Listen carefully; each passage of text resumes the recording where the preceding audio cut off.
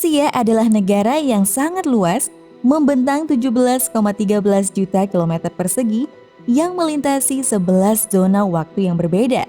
Perbatasannya berada mulai dari Norwegia hingga ke Korea Utara, serta berdekatan dengan Anchorage. Negara ini memang sangat besar, tapi juga memiliki masalah. Sebuah permasalahan yang akan menjelaskan kenapa rata-rata penduduk Rusia tinggal di garis lintang yang sama dengan Finlandia, Swedia, Norwegia, Islandia, dan Kanada. Lalu, rata-rata pendapatan per tahunnya hanya sekitar 7.500 US dollar. Lantas, bagaimana keadaan kondisi Rusia dan letak geografisnya? Mari kita bahas lebih jauh.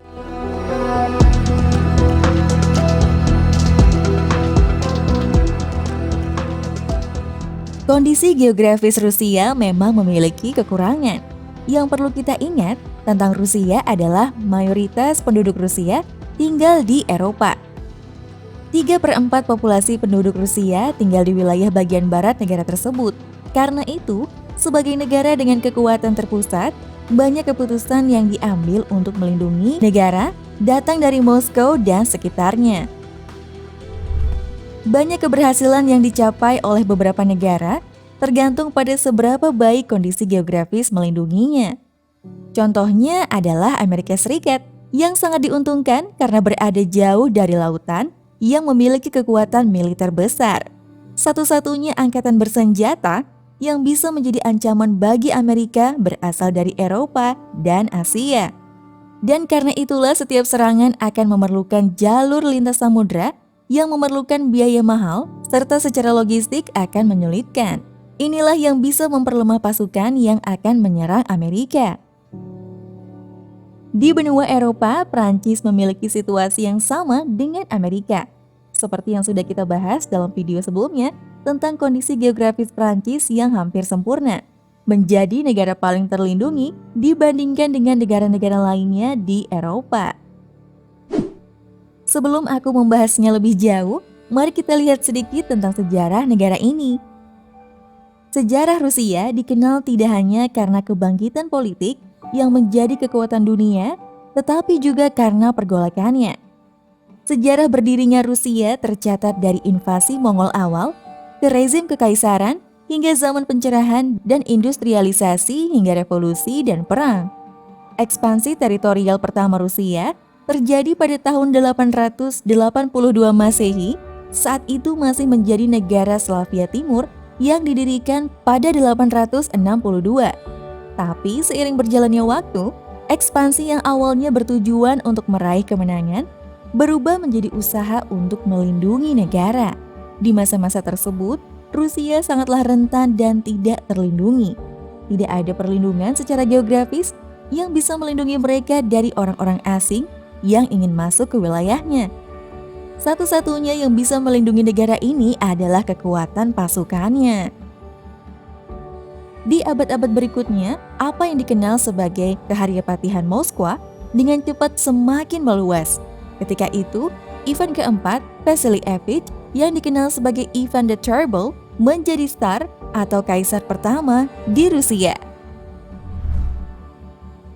Negara itu kemudian memperluas perbatasan mereka ke bagian timur di Pegunungan Ural, ke bagian selatan di Pegunungan Kaukasus. Selanjutnya, mereka juga menaklukkan wilayah Siberia yang sebelumnya merupakan wilayah Khanate Sibir atau Kesultanan Siberia. Dengan wilayah teritorial seluas ini, Rusia atau Moskow memiliki perlindungan yang sangat serius. Siberia merupakan wilayah yang sangat luas dan sepertinya tidak ada pasukan lain yang akan menginvasinya dan akan tetap menjadi bagian dari Moskow. Jika ingin menginvasi Moskow, maka pasukan tentara negara lain harus melewati ribuan mil menembus wilayah Siberia yang tidak ramah tersebut. Tidak hanya itu saja, mereka juga harus menembus Pegunungan Ural agar bisa mencapai Moskow. Menyerang dari sisi selatan dan barat juga akan membuat pasukan invasi harus menyeberangi perairan dan juga pegunungan. Di abad ke-19, Rusia menjadi negara dengan kekuatan yang tidak bisa ditaklukkan. Negara-negara lain mungkin bisa mengambil alih sebagian wilayah Rusia. Tapi tidak terbayang jika ada satu negara pun yang sepenuhnya bisa merebut dan menaklukkan Rusia. Untuk bisa merebut negara seluas itu, pasukan dari negara lain setidaknya memerlukan 13 juta angkatan darat terlatih, dan jumlah tersebut merupakan gabungan dari 17 negara dengan kekuatan militer terbesar. Meski demikian, selain memperkuat pertahanannya, Rusia tidak pernah mengembangkan perekonomian mereka hingga ke level yang sama dengan beberapa negara tetangganya. Dan sekali lagi, hal ini juga sebagian dikaitkan dengan kondisi geografis. Secara historis, kekuatan angkatan laut sama dengan kekuatan negara. Keduanya bisa disamakan. Tidak ada cara yang lebih baik dari sebuah negara untuk memproyeksikan kekuatan mereka dan menumbuhkan perekonomian selain dengan cara memperkuat angkatan laut dan armada perdagangannya. Banyak negara-negara paling kuat di dunia seperti Inggris, Jepang, dan Tiongkok dulunya pernah memiliki pasukan laut terkuat di dunia. Ada alasan kenapa tidak ada satupun dari 18 negara dengan perekonomian terbesar merupakan negara yang terkurung daratan. Sampai abad terakhir, pengiriman barang melalui laut merupakan cara tercepat di seluruh dunia dan masih menjadi cara termurah untuk mengirimkan berbagai kebutuhan dengan jarak yang jauh. Memiliki akses perairan yang baik bisa mempermudah negara untuk melakukan perdagangan ke seluruh dunia. Rusia memiliki garis pantai sepanjang 23.000 mil yang memiliki 67 pelabuhan yang terletak di 12 laut, dari Laut Hitam dan Baltik hingga Samudra Pasifik dan Laut Utara. Namun, hanya 10 pelabuhan paling penting di negara itu yang sebagian besar digunakan untuk mengirimkan pasokan minyak, batu bara, dan barang-barang lainnya. Tapi Rusia pada dasarnya memiliki keterbatasan dengan kekuatan maritimnya karena tidak memiliki akses yang mudah ke lautan dunia. Pelabuhan Novorossiysk memang bebas dari es, tapi memiliki keterbatasan dengan kedalaman dan luasnya. Saint Petersburg juga memiliki pelabuhan penting, tapi perairannya bisa membeku selama berbulan-bulan dalam 1 tahun. Di sisi yang dekat dengan Samudra Pasifik, ada pelabuhan Vladivostok yang perairannya juga bisa membeku selama musim dingin. Tapi, es bukanlah masalah terbesar bagi pelabuhan-pelabuhan ini. Masalah terbesarnya adalah akses mereka ke lautan dunia harus melalui choke point atau jalur sempit yang dikuasai oleh negara-negara anggota NATO dan sekutunya. Untuk bisa mencapai lautan dari pelabuhan Novorossiysk, kalian harus melewati Selat Bosporus yang dikuasai Turki yang merupakan anggota NATO. Untuk mencapai lautan dari pelabuhan Saint Petersburg, kalian juga harus melewati Selat Denmark yang juga merupakan negara NATO. Sementara itu, jika menuju lautan dari Vladivostok dan juga dari pelabuhan lain yang berdekatan dengan Samudra Pasifik, kalian harus melewati Laut Jepang yang merupakan sekutu dari NATO. Jika Rusia memutuskan untuk menyerang negara anggota NATO, akses mereka ke lautan dunia akan dilarang oleh negara-negara NATO. Karena perjanjian NATO mencakup fakta pertahanan bersama, jika suatu negara diserang, maka negara lainnya akan merespon. Hal ini bisa berdampak dengan lumpuhnya angkatan laut Rusia dan juga perekonomian mereka. Sekarang, kita kembali ke pertahanannya. Ada kelemahan besar dalam sistem pertahanan geografis Rusia, yaitu dataran Eropa Utara. Jika setiap perbatasan lainnya memiliki pertahanan geografis yang bisa mencegah invasi dari musuh, maka dataran ini benar-benar hanya berfungsi sebagai corong yang mempermudah pasukan penyerang datang dari Eropa Barat menuju Moskow. Sejak runtuhnya Uni Soviet, Rusia terus berusaha mempertahankan kekuatan politik di wilayahnya. Dari 15 negara pecahan Uni Soviet, 12 diantaranya bergabung sebagai persemakmuran negara-negara merdeka bersama Rusia, sementara 3 negara lainnya bergabung bersama NATO dan Uni Eropa, yaitu Lituania, Latvia, dan Estonia. Ini berarti, di atas kertas, Rusia masih memiliki penyangga politik yang kuat di antara bekas wilayah Uni Soviet dan Eropa Barat. Kaliningrad yang merupakan sebuah daerah administratif Federasi Rusia yang terletak di antara negara Lituania dan Polandia, serta Belarusia dan Ukraina, termasuk ke dalam wilayah dataran Eropa Utara, yang akhir-akhir ini hubungan politik kedua negara ini makin memanas. Tidak hanya itu, Rusia juga memanfaatkan pengaruhnya di Ukraina untuk menandatangani sewa jangka panjang pelabuhan air hangat yang ada di Sevastopol, yang mampu mengembangkan kemampuan armada Laut Hitam Rusia. Ukraina yang secara keseluruhan berkembang menjadi semakin pro-Eropa dalam beberapa dekade sejak runtuhnya Uni Soviet, yang membuat alasan utama bagi Rusia untuk menginvasi semenanjung Crimea. Vladimir Putin boleh berpendapat bahwa invasi Rusia di semenanjung Crimea adalah untuk menyelamatkan penduduk Rusia agar tidak menjadi kebarat-baratan. Tapi faktanya, pencaplokan semenanjung Crimea merupakan langkah penting untuk mempertahankan pelabuhan air hangat di Sevastopol. Ukraina yang lebih bersahabat dengan negara-negara barat kemungkinan besar akan mengakhiri perjanjian sewa Rusia atas pelabuhan tersebut. Jadi Putin berpikiran lebih baik menginvasi Crimea untuk mencegah kelumpuhan Rusia untuk mengakses lautan dunia.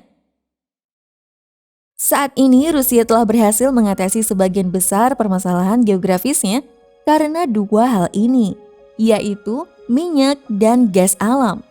Mereka memiliki cadangan energi yang besar karena negaranya yang sangat luas. Saluran pipa gas alam Rusia menyediakan 40% kebutuhan gas alam Eropa. Beberapa negara seperti Bulgaria, Lituania, Latvia, Estonia, dan Finlandia sangat tergantung dengan kebutuhan gas alam dari Rusia.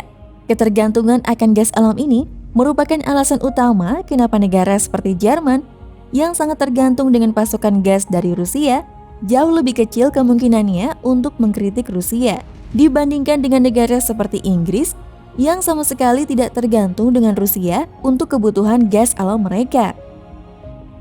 Jika Rusia menghentikan pengiriman gas mereka ke Jerman, maka hal itu akan menghancurkan Jerman. Tapi menghentikan ekspor gas ke Inggris hanya berdampak kecil saja bagi negara tersebut. Amerika Serikat telah berusaha menekan pengaruh Rusia di Eropa dengan mengekspor gas alam cair melalui Samudra Atlantik. Ini membutuhkan biaya yang lebih besar, tapi hal ini akan membuat negara-negara Eropa Barat bisa membeli sumber energi dari negara sekutu mereka tersebut. Rusia termasuk dalam ekonomi pasar berpendapatan tinggi dengan sumber daya alam yang luar biasa besar, terutama minyak, gas alam dan kayu menyumbang lebih dari 80% ekspor Rusia ke luar negeri, dan gak salah jika disebut sebagai negara energi superpower.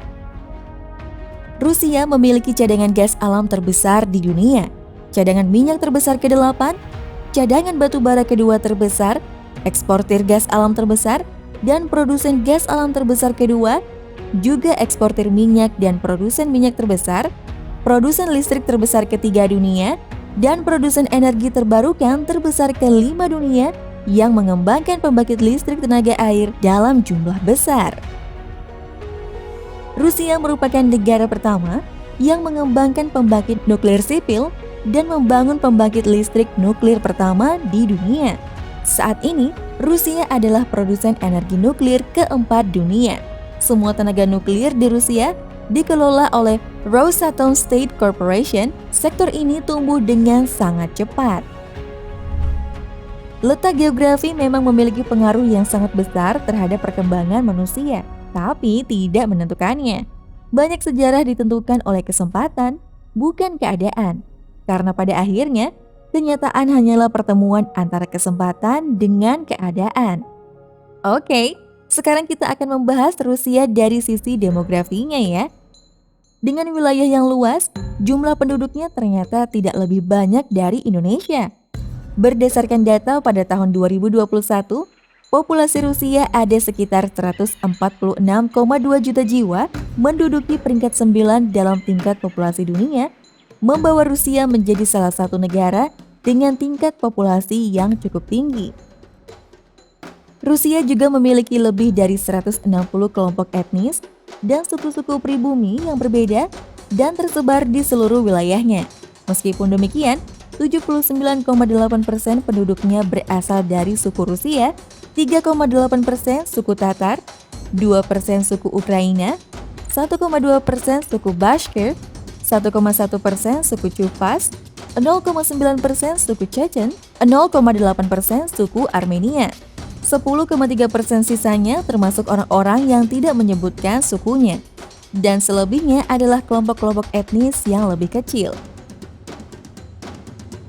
Hampir seluruh dari kelompok-kelompok ini tinggal di kawasannya masing-masing. Hanya suku Rusia yang dapat ditemukan dalam jumlah yang signifikan di seluruh kawasan di negara tersebut. Satu hal yang menyatukan rakyat Rusia adalah bahasa nasionalnya, yaitu bahasa Rusia sebagai satu-satunya bahasa resmi negara. Meski begitu, tidak semua warga Rusia menganggap bahwa Rusia sebagai bahasa ibu mereka. Rusia memiliki lebih dari 190 suku bangsa yang berbicara lebih dari 100 bahasa, dan 8 diantaranya memiliki lebih dari 1 juta penutur asli. Beberapa republik di Rusia, yaitu daerah-daerah berbasis etnis di dalam negara, juga telah mendeklarasikan bahasa daerah mereka sebagai bahasa resmi, bersama dengan bahasa Rusia.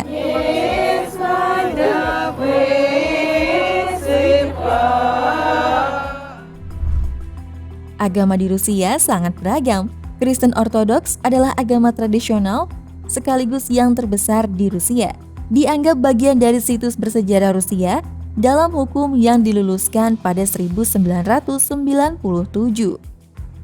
Kristen Ortodoks 47,4%, ateis 13%, Islam Sunni 1,6%, Islam Syiah 0,2%, Neo-Pagans dan Tengrisme 1,2%, Buddha 0,5%, demonisasi Islam seperti Ahmadiyah dan lain-lain 4,7%, agama lain 0,7%, sebanyak 5,5% tidak diketahui, dan sisanya bukan penganut agama tertentu, tetapi percaya sekitar 25,2%.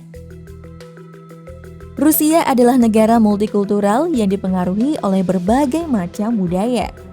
Budaya dominan di sana adalah budaya Gereja Ortodoks Yunani yang telah merasuk ke sendi-sendi kehidupan rakyat Rusia. Kebudayaan Slavia yang ortodoks, Tatar yang Islam, suku Buryat yang nomaden, paganisme di timur, menambah keragaman di Rusia. Pariwisata di Rusia berkembang pesat semenjak era akhir Soviet. Destinasi wisata paling populer di Rusia adalah Moskwa dan Saint Petersburg, ibu kota dan bekas ibu kota negara. Sebagai kota dunia, kedua kota ini memiliki museum skala dunia seperti Galeri Tretiakov, Museum Hermitage, Red Square, dan Benteng Kremlin.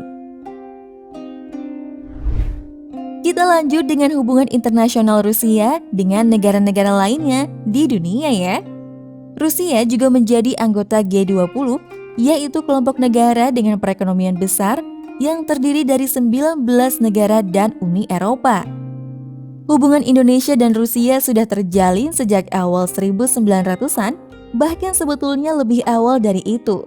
Karena Kaisar Nikolai II pernah mengunjungi Indonesia selama 2 pekan pada tahun 1890. Bahkan bantuan untuk Indonesia mengucur baik dari Rusia yang kala itu masih bernama Uni Soviet. Salah satunya terlihat ketika Presiden Soekarno berambisi menunjukkan kehebatan Indonesia lewat Asian Games keempat yang diselenggarakan pada 1962. Uni Soviet memberikan pinjaman lunak senilai 12,5 juta dolar. Soviet juga mengirimkan insinyur dan teknisi untuk merancang stadion utama Gelora Bung Karno. Perdana Menteri Uni Soviet, Nikita Khrushchev, turut hadir dalam pencanangan tiang pancang pertama pada 8 Februari 1960. Bantuan Soviet gak hanya stadion yang kini disebut Gelora Bung Karno, tapi juga Tugu Monumen Nasional, Patung Pak Tani, dan RS Persahabatan juga merupakan bantuan Rusia. Jepang adalah mitra Rusia, namun hubungan bilateral kedua negara ini tidak berjalan mulus.